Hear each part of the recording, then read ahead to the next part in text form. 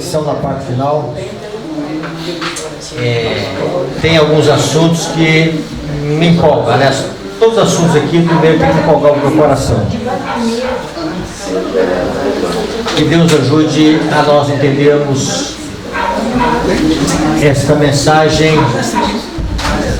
É uma mensagem que todos nós precisamos dela, inclusive o pastor.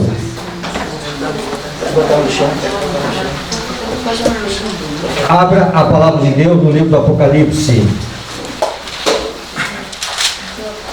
Apocalipse capítulo 3.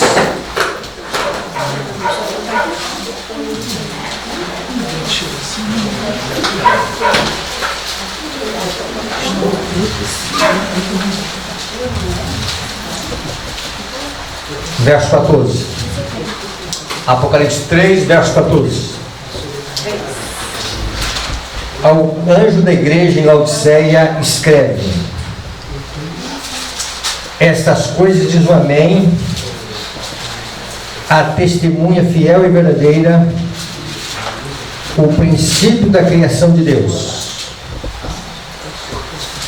Ouçamos a voz da testemunha fiel e verdadeira. Jesus quer falar conosco nesta manhã. Amém. Ouçamos o que ele tem para dizer ao nosso coração nesta manhã.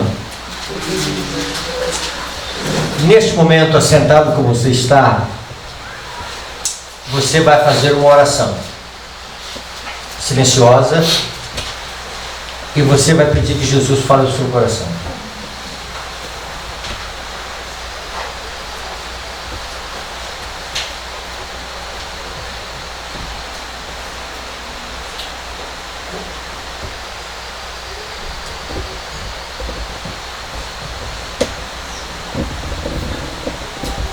Bondoso Pai, fala o nosso coração. Amém. Pai, nós precisamos ouvir a Tua voz. Precisamos entender, Senhor, o que o Senhor quer dizer a cada um de nós. Que nós sejamos atentos, Senhor, com o coração aberto. Fala, Senhor. Queremos ouvir.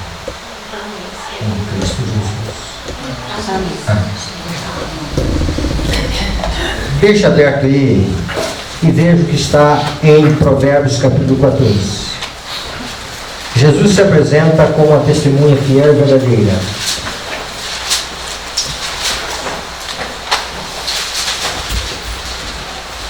No capítulo 14 de Provérbios, no verso 5,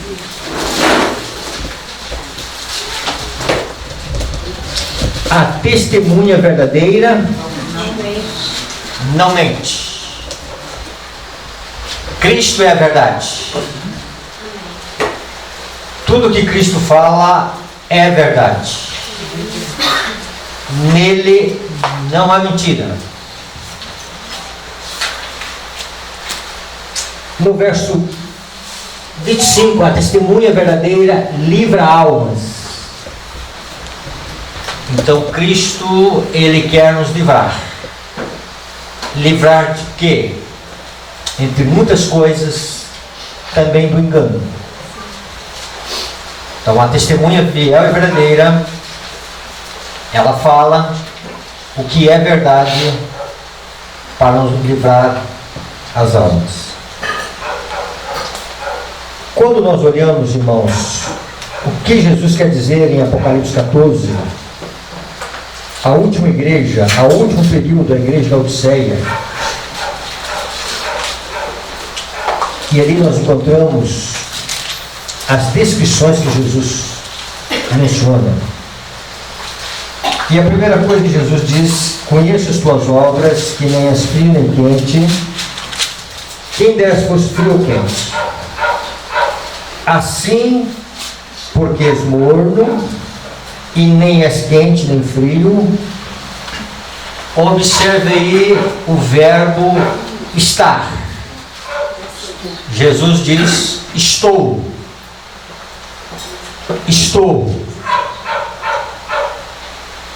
Passado, Presente ou futuro? Presente. Presente. Ainda bem que nós temos uma professora aqui, né? Presente. O verbo está no presente. Aonde Jesus está? No santuário. No lugar santíssimo. Estou. Em que maneira Jesus está no santuário celestial? Diz: estou a ponto de vomitar-te da minha boca. Essa expressão, a ponto de vomitar, ela dá a ideia de quê? Limite, nós estamos no limite, né? No limite, na paciência. Mas literalmente o que significa uma pessoa a ponto de vomitar? O que ela... Ânsias. Ela está tendo ânsias, náuseas de vômito. Então vamos lá. No santuário celestial, Cristo está tendo ânsias de vômito. Interessante aqui que é a última coisa que Jesus quer é o vômito. Vomitar o quê? Vocês. Vomitar. Eu. Esse vocês, aí, esse nós, ele está muito amplo. Eu. Amigo, eu. Riscar o nome do Meu nome. Então Jesus está no santuário celestial, tendo ânsias de vômito. E a coisa que Jesus não quer é que o nosso nome seja rejeitado. Vômito é recusa. Então ele age em cima da paciência, esperando reações do seu povo. mudança de caminho. Isso Jesus lá em cima. No verso 20, eis que o quê? Estou, olha o verbo novamente estou, tá? Lá em cima, no santuário, Jesus tendo ânsia de vômitos. Cá embaixo, eis que estou, presente, passado ou futuro? Presente. Eis que estou à porta e bato. Jesus está batendo a porta do quê? Do coração. Coração de quem? Meu coração. E ele está querendo entrar. Então veja bem. Lá em cima, ânsia de vômito. Aqui embaixo, deixa eu entrar. Deixa eu fazer morar no seu coração. Então veja bem. Se alguém ouvir a minha voz e abrir a porta, entrarei em sua casa e cearei com ele e ele comigo. Esse é o sentido. Então, uma convivência com Cristo. Uma comunhão profunda com Cristo. Aquele sentido nós vimos anteriormente. Eu em vós, vós em mim, ele, ou mais ainda, ele no Pai, nós em Cristo, Cristo em nós, e por intermédio de Cristo, nós estamos com o Pai. Então veja bem. Mas tem um outro estou. Tá? Jesus está no santuário. Esse outro estou está no verso 17. Pois diz: estou rico e abastado, e não preciso de coisa alguma, e nem sabes que tu és infeliz, sim, miserável, pobre, sem Deus. Jesus está lá em cima e aqui embaixo batendo a porta do coração. E nós estamos dizendo: rico estou e de nada tenho falta. Mas alguém vai dizer: pastor, eu nunca disse isso. A testemunha fiel e verdadeira não mente. Mas pastor, eu nunca disse isso. O que Jesus está dizendo é que as nossas atitudes, as nossas reações, a maneira como nós lidamos com a vida religiosa, nós estamos dizendo: rico estou e de nada tenho falta. Adquirir riquezas, estou abastado. No Cântico de Maria, inspirada pelo Espírito Santo, ela diz que Deus, Ele despediu os ricos e encheu de bens os famintos. Deus só pode conceder graça para quem carece. Deus só pode conceder bênçãos para quem é necessitado. Ele vai dizer para nós, Ele está sempre dizendo para nós: os sãos não precisam de médico, quem precisa são os doentes. E nós estamos dizendo: Senhor, nós estamos sãos, quem está doente é os que estão lá fora. E a testemunha está dizendo: não. Ouçamos o que a testemunha tem para nos dizer. Ela não mente, ela é verdadeira, e ela quer lembrar. Mas por que Jesus está tão preocupado com isso? E Ele está dizendo: estou rico e abastado, não preciso de coisa alguma, e nem sabes. Então Jesus está falando de um engano do coração, de uma enfermidade que nós temos, de uma condição que é chamada de mornidão, que é mortífera, fatal para a alma, e nós estamos dizendo com as nossas atitudes que é apenas um resfriado ou uma gripe que nós temos. E Jesus dizendo: é uma enfermidade mortal. Quando Jesus disse: olha, eu sei as tuas obras, se todo o aspecto da salvação pela fé é a fé em Cristo Jesus, independente das obras, por que Jesus diz obras? Porque através das obras Ele está dizendo que tipo de fé que nós temos em relação a Ele. As obras dizem se a nossa fé é genuína ou se é apenas uma fé nominal em Cristo. As obras dizem a respeito daquilo que é um aspecto genuíno da fé. E aquilo que nós estamos dizendo que é coisa, resultado da graça de Deus, Jesus dizendo: não é resultado da graça de Deus, é fruto do esforço humano sem a minha participação. Olha que pensamento saudável. Ninguém será salvo pelas obras. Ninguém.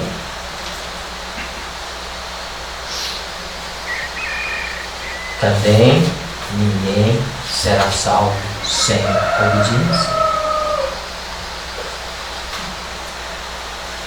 No entanto, as nossas obras, elas não podem vir de nós mesmos. Tem que ser fruto da graça, fruto do Espírito, fruto da ação de Deus operando em nossa vida. Precisamos de um aprofundamento na nossa relação com Cristo. Precisamos entender o que é esta abertura do coração, essa preciosidade de Cristo entrando na alma, Cristo dominando por completo o coração, Cristo fazendo morada permanente. E a nossa oração nessa manhã vem, Senhor Jesus. Vem, Santo Espírito, porque Cristo habita em nosso coração por intermédio do seu Espírito. Amém. Por intermédio da terceira pessoa da divindade. Todo esse tempo em que Jesus está tendo ânsia de vômitos,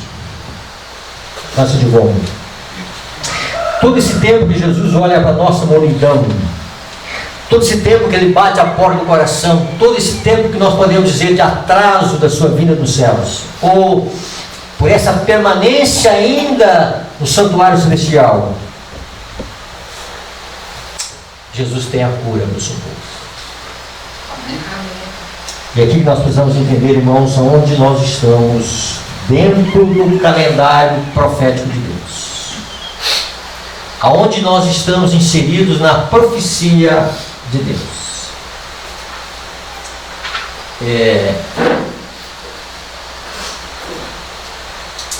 Olha o que Deus está dizendo para nós aqui. Deus pede um revivamento espiritual e uma reforma espiritual. A menos que isso se realize, os que são mornos continuarão a se tornar mais aborrecidos ao Senhor. Até que ele se recuse a reconhecê-los como seus filhos. É a última coisa que Jesus não quer que aconteça. Cristo é longânimo, Cristo é tardio em irar-se, Cristo, ele é compassivo e ele dá todo o tempo necessário para que nós possamos acatar as suas ordens. Então ele está pedindo, Jorge, um revivamento espiritual e uma reforma espiritual. A menos que isso se realize na vida do Jorge, os que são mornos continuarão a se tornar mais aborrecidos ao Senhor, até que ele se recuse a reconhecê-lo, no caso do Jorge, como seu filho. O que significa reavivamento? Reavivamento significa uma renovação espiritual, um avivamento das faculdades da mente e do coração, uma ressurreição da morte. Há um conceito de reavivamento no livro de Efésios no capítulo 5, verso 14. É um dos dois conceitos, um encontra no Antigo Testamento, a visão do osso seco de Ezequiel, é uma definição de reavivamento, e aqui tem uma outra definição de reavivamento, Efésios 5, verso 14. Pelo que diz: desperta, ó tu que dormes, levanta-te entre os mortos, e Cristo te iluminar. Então, o que é reavivamento? É literalmente tirar uma pessoa da sepultura espiritual. Há muitas coisas na igreja que nós estamos dizendo que é vida e é morte. Há muita forma, há muito evento, há muito movimento na igreja, dá a entender que é vida, mas é morte. Sem a ação do Espírito Santo, é o mecanismo humano fazendo atividades em nome do Senhor, para o Senhor, no entanto, sem o Senhor. Irmãos, nós estamos vivendo no tempo em que estamos substituindo a palavra de Deus por eventos. Estamos no tempo em que estamos aprendendo que bons programas vão trazer vida para a igreja. No entanto, o que Deus está esperando de nós é nós sairmos da sepultura espiritual. Mas alguém vai dizer: Senhor, a testemunha fiel e verdadeira não mente. E quando há um reavivar, e esse reavivar acontece na mente e no coração, porque mente e coração, porque são as faculdades perceptivas, são as faculdades nobres da alma, são as ferramentas que estão as nossas convicções morais e espirituais. E se o Espírito Santo não for lá e fazer uma obra que nós não vemos, mas que é real. Nós não vemos a luz que desce do céu, mas é uma luz real. E Cristo é luz. E aonde Deus manifesta a luz, Deus manifesta a vida. Cristo tanto é vida como é luz. E Cristo iluminará o quê? Nós vamos enxergar os propósitos de Deus. Nós vamos enxergar a abrangência da lei de Deus. Nós vamos enxergar que a lei de Deus ela é muito mais ampla do que nós imaginamos. Nós vamos enxergar o propósito de Deus em nossa vida. Nós vamos enxergar o estado do nosso coração. Nós vamos enxergar o que Deus quer que a gente enxergue. Nós vamos ter uma visão espiritual. Um reavivamento. É isso. O que é reforma? Reforma é, se ela não acontece como fruto do avivamento, é deforma. Não faça reforma sem reavivamento. No entanto, não fique só no reavivamento. Junto ao avivamento vem uma reforma de vida. Mudança de hábitos, mudança de ideias, costumes, práticas nocivas, coisas na nossa vida que não é de Deus. E Deus vai iluminar para nós, vai dizer para nós o que precisa de mudança. Mas tem um outro sentido de avivamento. Então tem dois avivamentos. Um reavivamento da verdadeira piedade entre nós. Eis a maior e a mais urgente de todas as necessidades. Tá, vamos lá. Uma coisa é o reavivamento da verdadeira piedade. A outra coisa é o reavivamento das faculdades, da mente e do coração, que segue, é uma reforma.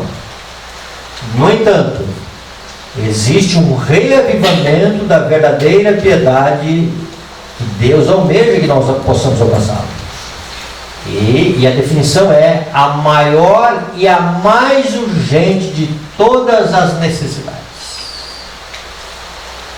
Importa haver diligente esforço para obter a bênção do Senhor. Deus não quer dar muitas bênçãos para nós. Deus só quer dar uma bênção para nós. Já pensou se os cultos de quarta-feira fossem cultos que nós pedíssemos só uma bênção para Deus? Às vezes nós pedimos tudo para Deus num culto de quarta-feira, menos o que Deus mais quer dar para a sua igreja. Às vezes nós passamos vigílias, semanas de oração, falando de tudo, menos da bênção do Senhor. E o que seria essa bênção? Espírito Santo. A plenitude do Espírito Santo. Não é que o Espírito Santo não seja plenitude agora, mas porque o nosso coração não se esvaziou ainda, ele não pode ser pleno em nossa vida. Porque Cristo esvaziou a si mesmo, o Espírito Santo agiu na sua plenitude. Foi dado a Cristo o Espírito Santo numa rica medida. São termos que Deus quer que a gente entenda na linguagem humana, mas é a plenitude de Deus. Não porque Deus não esteja disposto a outorgá-la, mas porque nos encontramos carecidos de preparo para recebê-la. Então, quando o coração estiver esvaziado e o coração estiver purificado, Deus vai habitar. Ok. Aqui agora nós estamos aqui, ó. Então, no calendário profético de Deus, nós estamos no reavivamento e reforma. Então, muita coisa nós aprendemos aqui, aprendemos em outros encontros, tá? Isso aqui é reavivamento e reforma, não é opcional. É opcional que Deus não obriga, Deus pede. Ah, eu não quero entrar no reavivamento e reforma. Não é um programa de igreja. É cura. É a cura de Deus. É a solução de Deus, tá? Para uma igreja morna. Uma igreja que precisa entender o propósito de Deus. Entre esse reavivamento e reforma e o reavivamento da verdadeira piedade, tem alguma coisa aqui no meio, tá?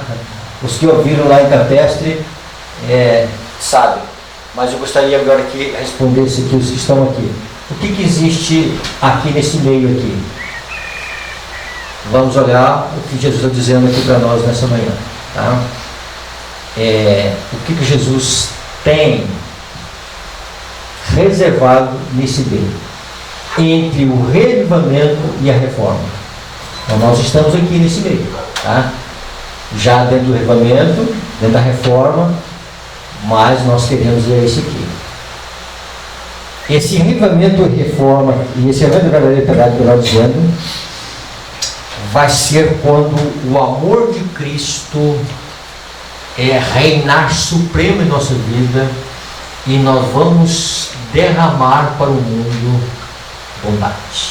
Amém. O mundo vai olhar para nós e vai dizer o seguinte: vejo em você características do Salvador. Amém. Vejo Jesus na sua vida. Amém. Isso é a verdadeira verdade, tá? Por causa da bondade que está em seu ser. Veja, vamos voltar ao Apocalipse.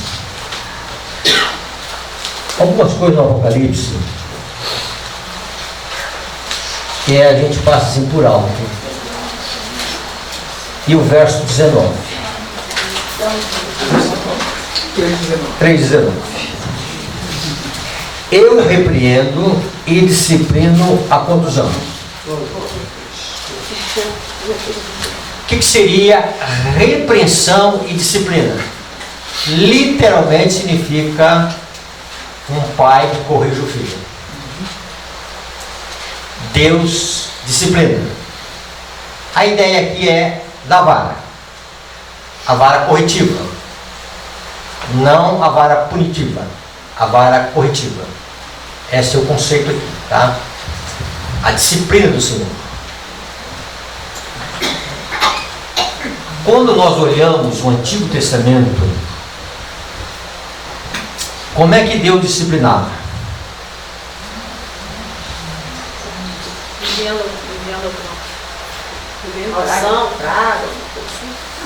Tá, veja bem, como Deus disciplinava no passado? Retirava a proteção. Em primeiro lugar, por meio dos profetas, fazendo as repreensões e advertências se eles não se arrependessem. Caso eles não se arrependessem, aí vinha a vara disciplina, que acabava sendo a colheita da consequência, né? Ia para cativeiro. Ia para o cativeiro. E no cativeiro, Era aí julgado. o resultado, se eles iam se arrepender realmente ou iam ficar continuando. Né? Tá, veja bem. Então Deus usava, depois eles usaram o profeta, depois, aí Deus permitia que a nação inimiga, que Babilônia, viesse cá em Jerusalém e levasse o povo cativo. Essa era a vara corretiva do Senhor. Consegue ver um paralelo dos nossos dias? Por que uma ideia de um decreto dominical? Não é uma ideia de Deus. É uma ideia do inimigo. Impor uma obrigatoriedade de uma lei para uma obediência forçada. Deus não força a obediência. Deus é contra isso. Violar a consciência é terrível aos olhos de Deus. No entanto, Deus permitirá que o inimigo coloque a sua agenda em ação. E esta agenda, quando ela se colocar em prática, que o Apocalipse diz proibido de comprar e vender, trará aflição para o povo de Deus. Não vai trazer um bem-estar para o povo de Deus. Não só o povo de Deus, mas principalmente para o povo de Deus. Como é que Deus trabalha com aquilo que é do inimigo para que o povo chegue a este reavivamento da verdadeira piedade? É aqui que está aonde nós precisamos entender. O decreto dominical, o campo da prova que nós passamos, vai mostrar quem domina o nosso coração. Primeira coisa, tá? É quem domina o nosso coração. Segunda coisa, o decreto dominical, ele vai mostrar quais são os ídolos que nós estamos abrigando no coração, que impede do Espírito Santo ser pleno em nossa vida. Então, na temperatura, vai se aquecer da perseguição, no calor da fornalha da perseguição, vai se revelar o que está no coração. Uma certa feita eu estava no Rio, num ônibus, 3 horas da tarde, e a temperatura esquentou. E começaram a sair umas baratinhas. Elas não estavam suportando. Se não fosse o calor, certamente elas nunca iam se manifestar. No calor da prova, vai revelar quais são as baratinhas que nós abrigamos no coração. Algumas nós já sabíamos que elas existiam, e outras só no calor da prova. Então, vejamos isto. Há um outro conceito de verdade, e vamos colocar aqui 3 coisas na verdade. A verdade deve ser clara,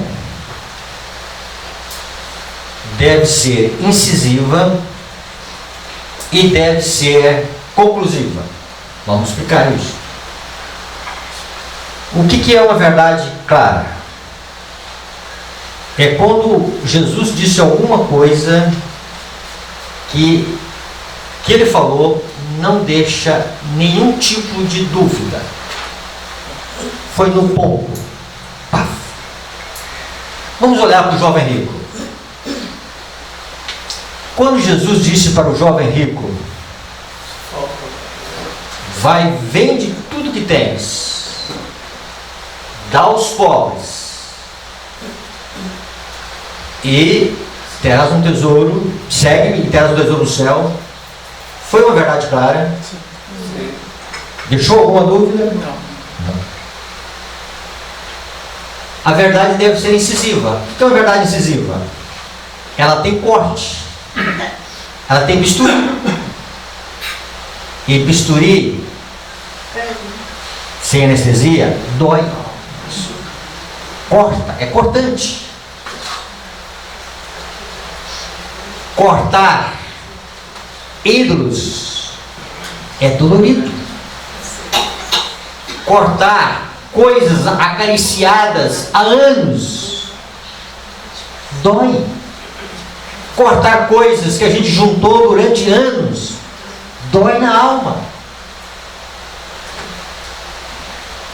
E quando Jesus disse para o jovem rico: vai, vende tudo que tens, pega esse dinheiro e dá para os pobres. Foi uma verdade incisiva. Muito importante. E a última parte, uma verdade conclusiva. O que é isso? ela foi definitiva.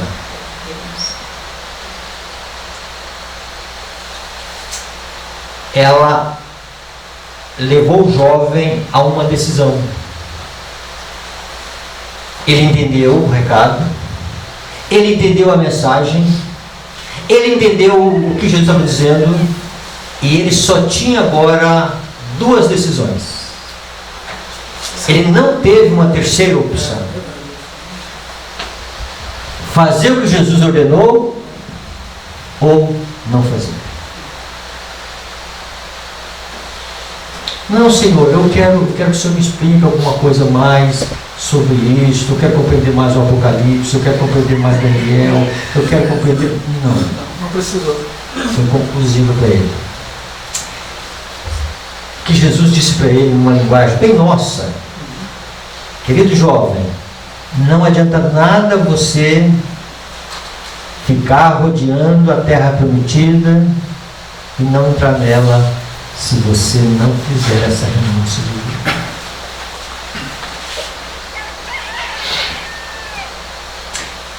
Quando vier o decreto dominical, irmãos, vai ser uma verdade clara, vai vir com uma verdade clara, incisiva e conclusiva. Ou deixa ou não deixa. Agora, se eu estou vendo o Revivamento e Reforma com uma verdade dura, eu vou ter dificuldade aqui. Quando vier o Revivamento da verdadeira piedade, esse revivamento da verdadeira piedade vai levar a soar um testemunho direto para o mundo. E também vai ser uma mensagem dura para aqueles que pregam, no entanto, a mensagem de amor. Então vejam bem. Então nós estamos num tempo de renúncia. Tempo de Deus sondar as nossas almas, os nossos corações, e perguntarmos para Deus: Senhor, aonde existe coisas no nosso coração que só o Senhor conhece a profundidade do nosso coração? E o Senhor quer mexer neles? Vai doer? Vai doer. Vai ser...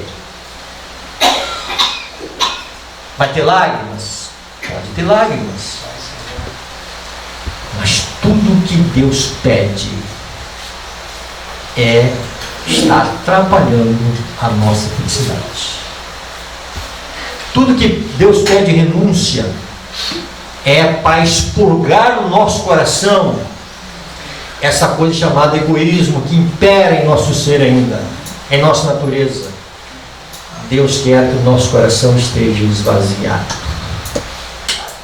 de si mesmo, do eu, dos ídolos, das coisas que apreciamos, do entulho que está na porta do coração, ou dentro do coração. E Jesus quer reinar supremo no coração. Amém. Se você quiser definir isso aqui como chuva serôdia, sim. Se você quiser definir isso aqui como a presença de Jesus no coração, sim. Se você quiser definir isso aqui como a plenitude do Espírito Santo, sim. Tudo é a mesma coisa. Então nós estamos esperando isso. Nós estamos aqui. O próximo passo é aqui.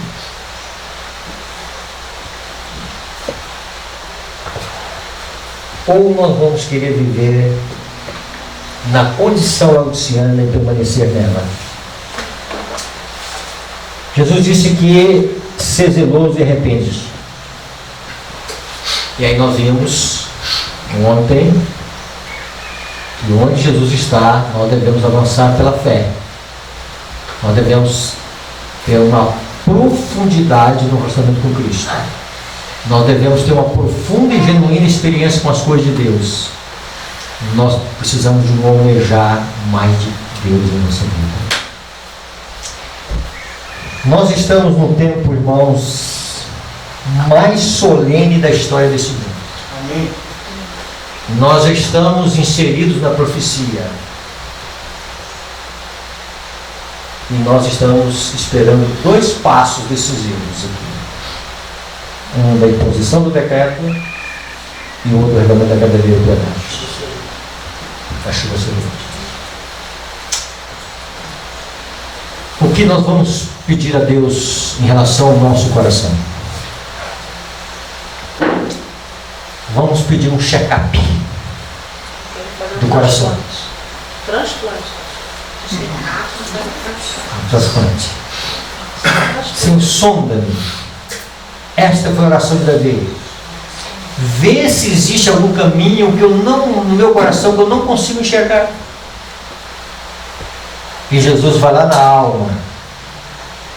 E Jesus, Ele diz o que necessitamos. É interessante quando se fala de salvação, se fala de alianças. Paulo ele fala de 2 alianças. Ele fala da aliança Agar e ele fala de Sara. Ele fala aqui de Agar, de um relacionamento com o fruto do esforço humano veio Ismael, e de um fruto gerado pelo Espírito veio Isaac, porque Abraão não tinha condições de ter Isaac. São 2 alegorias, são 2 alianças. Como igreja, irmãos, as nossas obras, Jesus dizendo que as nossas obras são as obras dentro da aliança com fruto de justiça própria, fruto de uma obediência onde Jesus não está no coração.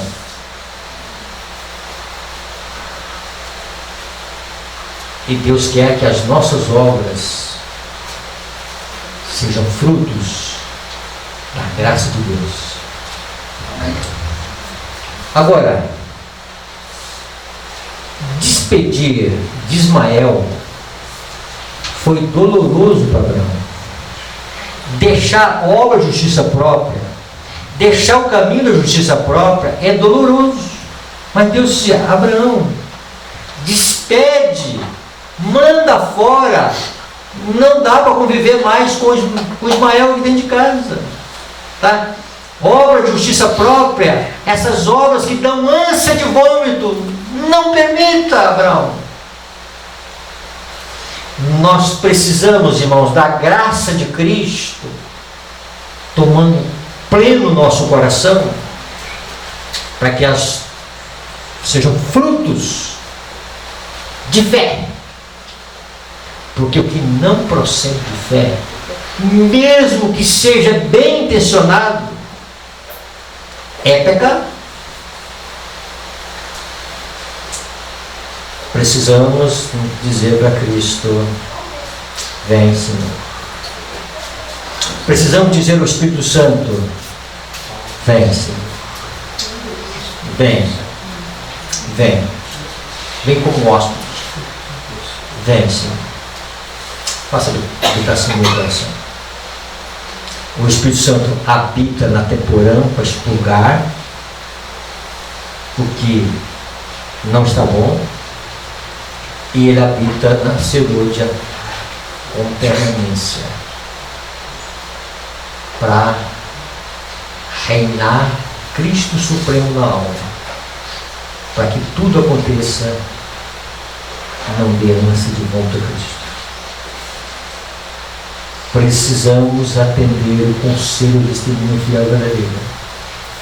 Ele está dizendo: compres de mim ouro refinado no fogo, vestes brancas e colírio. Quando essas mercadorias estiverem incorporadas à alma, aí sim nós vamos poder dizer: rico estou. Aí nós vamos poder, temos tudo, porque nós temos Cristo no coração. E Cristo é tudo. Quando eu for nada, e quando Cristo for tudo em nossa vida, aí sim Deus diz: está terminado a restauração da imagem de Deus. Que tempo estamos vivendo? Tempo de consagração, tempo da palavra de Deus, tempo de renúncia, tempo de entrega, tempo de reforma, tempo de enxergar o propósito de Deus e tempo de nós já dizermos para Deus: reavivamento da verdadeira piedade. Sim, que isso aconteça mesmo. Tem alguém nesse universo dizendo: aonde Deus vai chegar com o seu povo, deixa eu tentar obstruir esse caminho com a imposição do decreto dominical. Irmãos, se Jesus está dizendo nessa manhã que nós somos carentes da sua graça, das vestes que ainda não possuímos na alma, vamos dizer: Senhor, nós carecemos dessas vestes. Se Ele está dizendo que nós carecemos desse ouro refinado no fogo, da fé e que suporta uma provação que opera por amor, vamos dizer: Senhor, nós estamos carecendo desse amor refinado pelo fogo, dessa prova do caráter em nossa vida. E nós atentamos para as mercadorias que Jesus quer que tenhamos um genuíno arrependimento. Senhor nosso Deus, bom Pai que estás nos céus, aqui nós estamos, Senhor, carentes, necessitados, Senhor. Pai, que essas mercadorias que o Senhor está dizendo para nós, tão preciosas, que vai dar condições de nós atravessarmos o momento final da história desse mundo, Senhor. Pai, que nós possamos, pela Tua graça, pela Tua misericórdia, alcançá-las. Vem, Santo Espírito. Vem habitar no meu coração, Senhor. Vem habitar na minha vida, Senhor. Venha, Senhor. Faça uma obra que só o Senhor pode fazer. Faça, Senhor, uma sondagem. Pai, quais são os pecados que estão no meu coração, Senhor? Quais são os ídolos que estão no meu coração, Senhor? Que só o Senhor conhece, Senhor. Pai, que Ele seja o Espírito de Deus. Abençoe cada coração que veio aqui. Cada representante de família, Senhor. Pai, abençoe a todos aqui nessa tarde. Em Cristo Jesus. Amém. Amém.